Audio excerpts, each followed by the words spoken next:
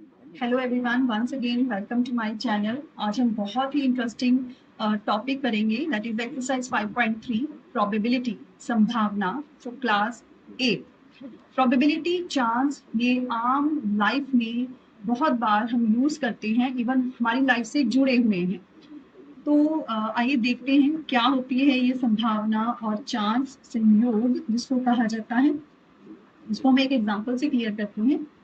जैसे एक स्टूडेंट ने अपनी पेपर के लिए 10 चैप्टर में से 9 चैप्टर्स प्रिपेयर किए।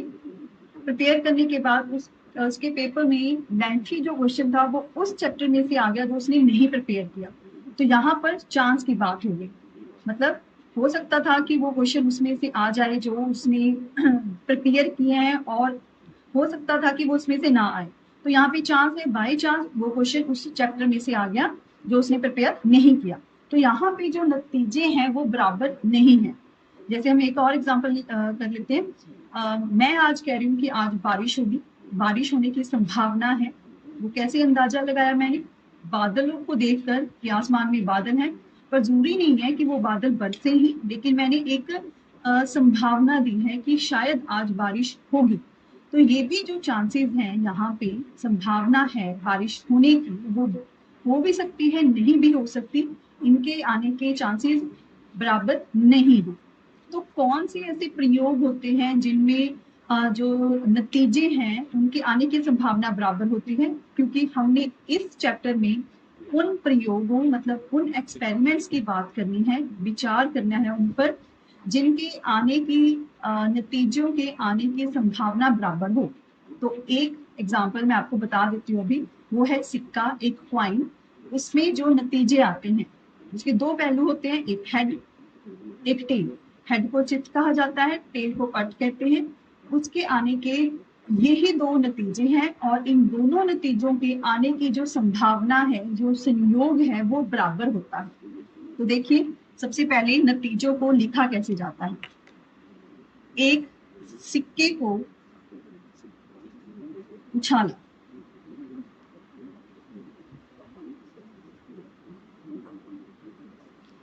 एक सिक्के ਨੂੰ जब सुटिया जाता है तो उसके नतीजे H, T। इनको आप करली ब्रैकेट में भी लिख सकते हो या सिंपली ये लिख सकते हो नतीजे। H, T, एक सिक्के को उछालने के बाद ये नतीजे आते हैं।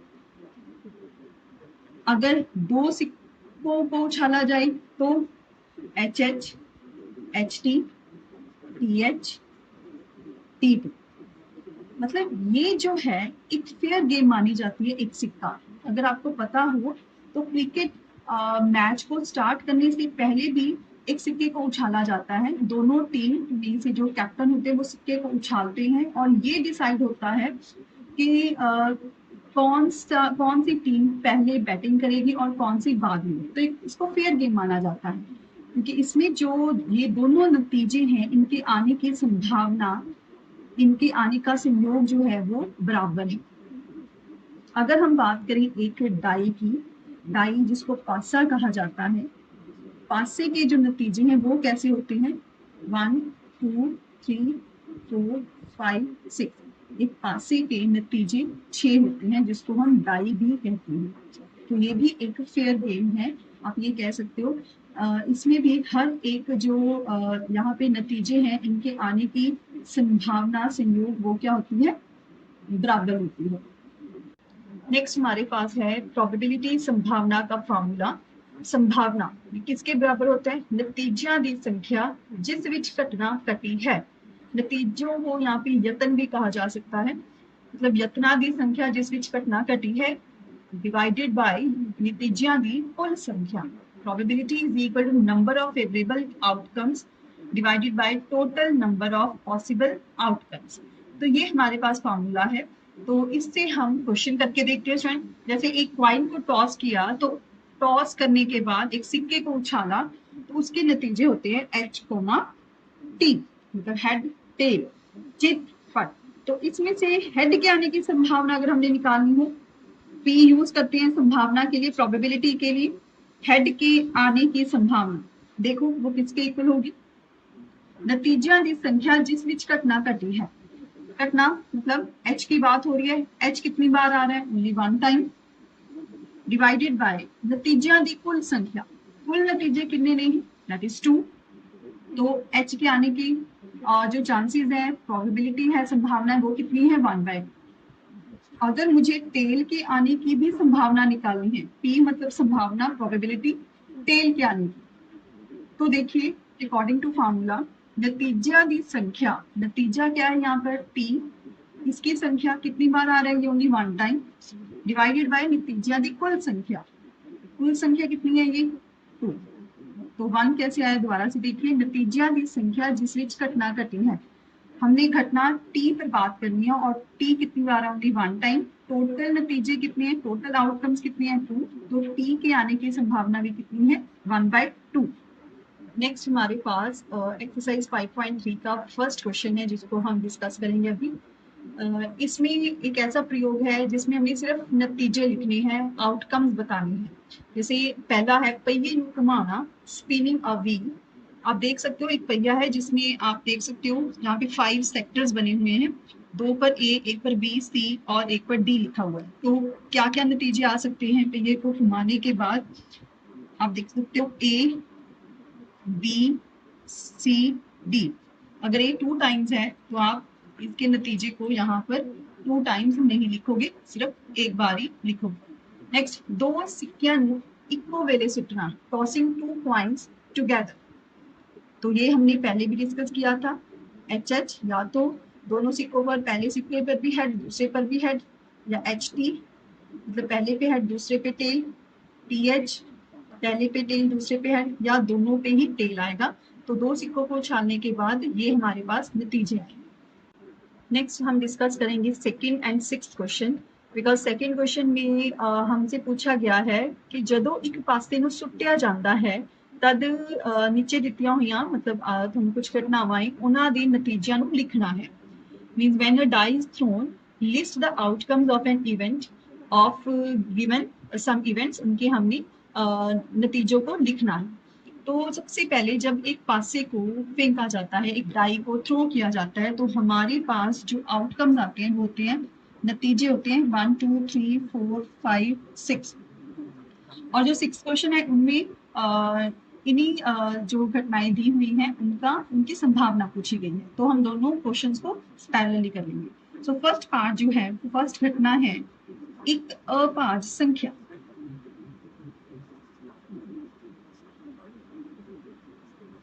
अभाज्य संख्या मीन्स अ प्राइम नंबर। ये घटना दी हुई है, इस घटना के नतीजे बताने हैं हमने। इस जो पासे को फेंका गया है, एक डाई को थ्रो किया गया। सो प्राइम नंबर मतलब अभाज्य संख्याएं कौन सी होती हैं, जो किसी भी टेबल पर ना आई या जिसके सिर्फ 2 ही फैक्टर्स होते हैं, गुणनखंड होते हैं, एक 1 और एक खुद वो संख्या। तो हमारे पास है 2 जो अभाज्य है, प्राइम है 3 एंड 5।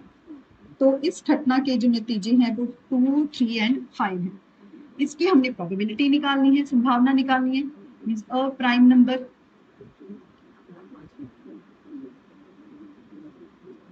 यहाँ पे आप लिख सकते हो एक अभाज्य संख्या, इसकी प्रोबेबिलिटी संभावना अकॉर्डिंग टू द फार्मूला। ऊपर हम क्या लिखते हैं, जो जतन नतीजे हमारे पास हैं प्राइम नंबर्स के, कितने हैं ये 1 2 3। सो 3 बाय टोटल नतीजे कितने हैं ये हमारे पास 6। तो इसके चांस, इसकी संभावना क्या आ जाएगी 3/6। अगर कैंसिल करने के बाद हमारे पास फाइनल आंसर क्या आ जाएगा 1/2। ऐसे ही बी पार्ट है, भी घटना दी हुई है, एक अभाज्य संख्या नहीं, अभाज्य संख्या नहीं means not a prime number, not a prime number. तो सबसे पहले हम नतीजे लिख सकते हैं, not a prime number. Prime number जैसे आप देख सकते हो, प्राइम नंबर ना हो मतलब वो भाज्य संख्या हो सकती है। तो वो कौन कौन सी है हमारे पास, एक आ जाएगा 1, एक 4 और एक 6। क्योंकि 1 जो है वो भी अभाज्य संख्या नहीं है, 4 भी नहीं है, 6 भी नहीं है। तो इनको छोड़कर जो रहेगी वो हमारे पास अभाज्य संख्याएं नहीं है। तो ये हमारे पास नतीजे हो गए इस घटना के। अब हमने इसकी प्रोबेबिलिटी संभावना निकालनी है, नॉट अ प्राइम। आप यहाँ पे लिख सकते हो एक अपार संख्या नहीं है, ਉਹਦੀ प्रोबेबिलिटी, ਉਹਦੀ संभावना। सो इस घटना के नतीजे है 10। टोटल नतीजे, टोटल आउटकम्स कितने हैं 6। सो 3/6 आंसर इज अगेन 1/2। नेक्स्ट है 5 तो बड़ी संख्या, अ नंबर ग्रेटर देन 5। मतलब आप देख सकते हो 5 से बड़ी संख्या है जो है वो सिर्फ एक 6 है। तो इस घटना का नतीजा सिर्फ एक होगा 6। अब इसकी हम प्रोबेबिलिटी संभावना निकाल देते हैं, अ नंबर ग्रेटर देन 5। नतीजे यतन जिसमें घटना घटी है वो सिर्फ एक है। टोटल कितने हैं 6, तो इसका आंसर कितना आ जाएगा 1/6। बी पार्ट, 5 तो बड़ी संख्या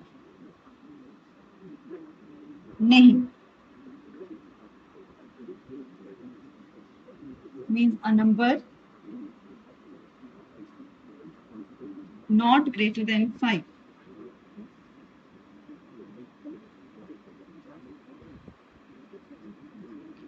अब देखिए 5 से बड़ी ना हो तो 5 से सॉरी यस 5 से बड़ी ना, मतलब 5 से छोटी हूँ, तो 5 से छोटी कौन सी होंगी हमारे पास 1 2 3 4। अब देखिए इन्होंने लिखा है कि 5 तो बड़ी संख्या नहीं होनी चाहिए, मीन्स 5 भी हो सकता है। तो हमारे पास यहाँ पे जो नतीजे आएंगे 1 2 3 4 5, ये नतीजे होंगे। तो इसकी हमने प्रोबेबिलिटी संभावना निकालनी है, 5 तो बड़ी संख्या नहीं, तो ये कितनी हो जाएगी, ये नतीजे कितने हैं 3 to 5, 5 बाई टोटल नतीजे कितने हैं 6। तो ये हमारे पास आंसर आ जाए। नेक्स्ट थर्ड क्वेश्चन है, हमने पता करना है एक पॉइंटर दे डी ते रुकन की संभावना। आप देख सकते हो ये आपको एक पहिया दिया हुआ है, एक जब व्हील है, इसमें जो पॉइंटर है वो डी पर जाके रुके, तो इसमें रुकने की संभावना। अब डी कितनी बार आ रहा है, ओनली 1 टाइम, क्योंकि हम प्रोबेबिलिटी के फॉर्मूले के अकॉर्डिंग ऊपर जो नतीजे जिस घटना में पूछे गए हैं उसकी गिनती ऊपर आती है और टोटल नतीजे की गिनती नीचे। तो डी आ रहा है ओनली 1 टाइम, तो आज ये आ जाएगा 1/1 2 3 4 5। टोटल नतीजे कितने हैं 5, सो 1/5। नेक्स्ट गेटिंग एन एस, मतलब एक सिक्का, सॉरी एक इक्का, गेटिंग एन एस, एज के आने की चांसेस। एज क्या होता है, जो 52 कार्ड होते हैं, पत्ते होते हैं ताश के, उनमें इक्का ए जिस पे लिखा होता है वो आए। 52 पत्तों को फेंका गया, फेंकने के बाद इक्का प्राप्त होने की संभावना। सो एज कितने होते हैं उस 52 कार्ड्स में, टोटल 4। टोटल कार्ड्स कितने हैं 52, मतलब जिसमें घटना है उस घटना के नतीजे इक्के, दैट इज 4। टोटल कितने हैं 52 कार्ड, तो 4/52, ये कितना आ जाएगा 1/13। और रेड एप्पल, एक रेड एप्पल आए इस डायग्राम में से, मतलब एक लाल से प्राप्त करने की संभावना इस डायग्राम तो पता करनी है। तो आप देख सकते हो रेड एप्पल्स कितने हैं 1 2 3 4, ऊपर आ जाएगा 4 डिवाइडेड बाय टोटल एप्पल्स कितने हैं 3 3 6 और एक 7, सो 4/7। ऐसे आप प्रोबेबिलिटी निकाल सकते हो, संभावना निकाल सकते हो। नेक्स्ट फोर्थ क्वेश्चन है, आपकी बुक में जो स्टेटमेंट है वो ये है, 10 ਵੱਖ-ਵੱਖ ਪਰਚੀਆਂ ਤੇ 1 ਤੋਂ 10 ਤੱਕ ਸੰਖਿਆਵਾਂ ਲਿਖੀਆਂ ਹੋਈਆਂ ਹਨ। ਇੱਕ ਪਰਚੀ ਤੇ ਇੱਕ ਸੰਖਿਆ ਲਿਖੀ ਹੋਈ ਹੈ, ਮਤਲਬ ਉਸ ਨੂੰ ਇੱਕ ਬਕਸੇ ਵਿੱਚ ਰੱਖ ਕੇ ਚੰਗੀ ਤਰ੍ਹਾਂ ਮਿਲਾ ਦਿੱਤਾ ਜਾਂਦਾ ਹੈ। ਬਕਸੇ ਨੂੰ ਬਿਨਾਂ ਦੇਖੇ, ਜਾਂ ਇਹ ਕਹਿ ਲਓ ਤੁਸੀਂ ਪਰਚੀ ਕੱਢਣੀ ਆ ਆਪਾਂ ਨੇ, ਹੇਠਾਂ ਲਿਖਿਆਂ ਦੀ ਸੰਭਾਵਨਾ ਕੀ ਹੈ। मतलब numbers 1 to 10 are written on 10 separate slips. अगर 10 सेपरेट स्लिप्स पर स्लिप्स के ऊपर 1 से लेकर 10 तक नंबर लिखे हुए हैं, तो हमारे पास ये नंबर्स होंगे 1 से 10 तक स्लिप्स के ऊपर लिखे हुए हैं। तो बॉक्स में से एक हमने स्लिप, एक पर्ची को निकालना है। कहते संभावना पता करो गेटिंग अ नंबर 6, संख्या 6 प्राप्त करने की संभावना क्या है। अब देखिए 6 कितनी बार आ रहा है, ओनली 1 टाइम, मतलब ये नतीजा एक बार आया 6, टोटल नतीजे कितने हैं 10, सो 1/10। अ नंबर लेस देन 6, एक नंबर जो 6 तो छोटा होगी, एक संख्या आए और वो 6 तो छोटी होगी। सो 6 तो छोटे नंबर ਕਿਹੜੇ ਨੇ 1 2 3 4 5, ਇਹ 6 ਤੋਂ ਛੋਟੇ ਨਹੀਂ। ਸੋ ਜਿਹੜੀ ਆਪਾਂ ਨੇ ਪਰਚੀ ਕੱਢਣੀ ਹੈ ਉਹਨਾਂ ਵਿੱਚੋਂ ਇੱਕ ਸੰਖਿਆ ਹੋਵੇ। ਸੋ ਇਹਨਾਂ ਆਹ ਵਾਲੇ ਨਤੀਜੇ ਕਿੰਨੇ ਹੋ ਗਏ 5, ਟੋਟਲ ਨਤੀਜੇ ਕਿੰਨੇ ਹੈ 10, मतलब किन्ने हो गए ये 1/2। नंबर ग्रेटर देन 6, 6 तो वड्डी संख्या होगी, 6 तो वड्डी संख्या 7 8 9 10। सो नतीजे टोटल 4 डिवाइडेड बाय टोटल कितनी है ये 10, सो 4/10 कैंसिल होने के बाद 2/5। नेक्स्ट है 1 डिजिट नंबर, मतलब एक अंक दी एक संख्या 1 डिजिट नंबर। तो आप देख सकते हो 1 से लेकर 9 तक ये सारे 1 डिजिट नंबर ही हैं, क्योंकि 10 तो 2 डिजिट्स आ गए, 2 अंका वाली संख्या आ गई। सो 1 से लेकर 9 तक कोई भी एक पर्ची हो सकती है। सो ये नतीजे 9 है, टोटल नतीजे कितने हैं 10। Next and the last question, fifth इसकी स्टेटमेंट हम पढ़ते हैं। जेकर ਤੁਹਾਡੇ ਕੋਲ 3 ਹਰੇ ਚੱਕਰਖੰਡ, ਇੱਕ ਨੀਲਾ ਚੱਕਰਖੰਡ ਅਤੇ ਲਾਲ ਚੱਕਰਖੰਡ ਵਾਲਾ ਘੁੰਮਣ ਵਾਲਾ पहिया है, ਤਾਂ ਇੱਕ ਚੱਕਰਖੰਡ ਪ੍ਰਾਪਤ ਕਰਨ ਦੀ ਸੰਭਾਵਨਾ ਕੀ है। देखिए इसमें मतलब एक स्पिनिंग व्हील है जिसमें 3 ग्रीन सेक्टर्स दिए हुए, मैंने लिख दिए 3 ग्रीन सेक्टर, ब्लू सेक्टर 1 है, रेड सेक्टर 1 है। कहते संभावना पता करो कि जो आपके पास चक्करखंड आए प्राप्त हो, जो सेक्टर आए वो एक ग्रीन सेक्टर हो। तो सबसे पहले हम टोटल सेक्टर्स लिख लेते हैं। टोटल चक्करखंड कितनी है 3 + 1 + 1, 3 + 1 + 1, तो ये हमारे पास टोटल कितने आ गए 5, मीन्स कुल चक्करखंड 5 है। तो हमने किसकी संभावना पता करनी है, जो फर्स्ट पूछा इन्होंने, एक हरा चक्करखंड, हरा चक्करखंड मतलब 1 ग्रीन सेक्टर। तो देखिए पहले हमारे पास जो ग्रीन सेक्टर है वो है कितनी, ग्रीन सेक्टर कितने हैं 3।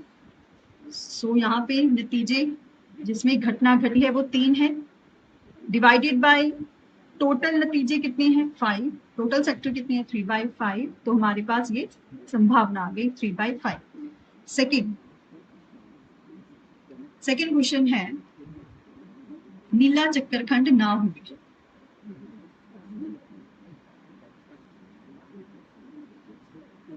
ना हो गए मतलब नो ब्लू सेक्टर। अगर नीला चक्करखंड नहीं होगा मतलब ये नहीं होना चाहिए, जो आपने संभावना पता करनी है वो ऐसा चक्करखंड हो या तो वो ग्रीन हो या रेड हो, मतलब ब्लू ना हो। तो देखिए ब्लू को छोड़ के आपके पास टोटल कितना बना 3 + 1 4, डिवाइडेड बाय टोटल कितना है 5, 4/5। ये जो अब हमने पता करना था ब्लू सेक्टर ना हो उसके आने की संभावना, तो ब्लू सेक्टर को छोड़कर बाकी जो नतीजे रह गए उनकी गिनती कितनी हो गई 4, टोटल नतीजे कितने हैं 5। तो ये हमारे पास प्रोबेबिलिटी है। तो आपकी ये कंप्लीट एक्सरसाइज थी 5.3। आप क्वेश्चन